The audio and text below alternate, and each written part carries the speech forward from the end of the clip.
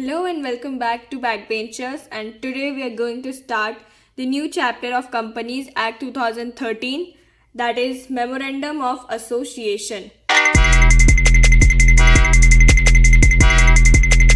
Let's check it out. The Memorandum of Association of Company is in fact its charter. So Memorandum of Association जो होता है company का वो उसका charter होता है. It defines its constitution. सो क्या डिफाइन करता है वो? कॉन्स्टिट्यूशन डिफाइन करता है कंपनी का, स्कोप और पावर डिफाइन करता है कंपनीज का. Memorandum is a public document. So ये पब्लिक डॉक्यूमेंट होता है, तो कोई भी पब्लिक कुछ मिनिमम फीस देकर इस डॉक्यूमेंट को देख सकता है. Every person entering into a contract with the company. So कोई भी पर्सन अगर कॉन्ट्रैक्ट एंटर कर रहा है कंपनी के साथ, प्रिज्यूम किया जाता है कि उसको नॉलेज होगा कंडीशन और टर्म्स का जो भी मेमोरेंडम में दिया हुआ रहता है. The share holder must know the purpose for which his money can be used by the company. So अगर कोई शेयर होल्डर है तो उसे पता होना चाहिए कि किस पर्पस के लिए उसका मनी यूज किया जा रहा है by the company, and what risk he is taking in making investment. So जो भी वो इन्वेस्टमेंट कर रहा है उसमें उसको क्या रिस्क है वो इस मेमोरेंडम के थ्रू देख सकता है. सो this is what memorandum is. Moving forward, let's check in the tables of memorandum. So, table A contains company limited by shares. So, memorandum of association of company table A में रहता है limited by shares company. Table B में रहता है company limited by guarantee. So company जो भी limited by guarantee होता है बट जिसका शेयर कैपिटल नहीं होता है वो टेबल बी में आता है. टेबल सी में आता है कंपनी लिमिटेड बाय गारंटी. सो इसमें भी कंपनी लिमिटेड बाय गारंटी आता है बट जिसका शेयर कैपिटल होता है. Next is table D. So table D of memorandum of association के अंदर रहता है unlimited companies, and table E के अंदर रहता है अनलिमिटेड कंपनीज बट जिसका शेयर कैपिटल्स होता है. Next is content of memorandum of association. So क्या कंटेंट होता है? पहला होता है name clause. So name clause के अंदर आपको पता चलेगा कंपनी इज पब्लिक कंपनी और प्राइवेट कंपनी. अगर पब्लिक है तो उसके नेम के आगे पब्लिक लिमिटेड होगा, अगर प्राइवेट है तो उसके नेम के आगे प्राइवेट लिमिटेड होगा. Register office clause. So register office clause में ये होता है कि कंपनी कहाँ पे उसका मेन ऑफिस है, लाइक रजिस्टर्ड कहाँ पे किया गया ऑफिस, उसे कहते हैं registered office clause.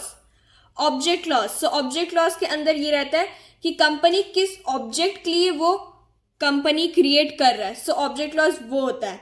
Next is liability clause. So company limited by guarantee है, लिमिटेड बाय शेयर्स है या अनलिमिटेड कंपनी है, वो उसके लाइबिलिटीज क्लॉज के अंदर आता है. Next is capital clause. Capital clause उन्हीं कंपनीज का होता है जिस कंपनी के अंदर कैपिटल डाला गया है.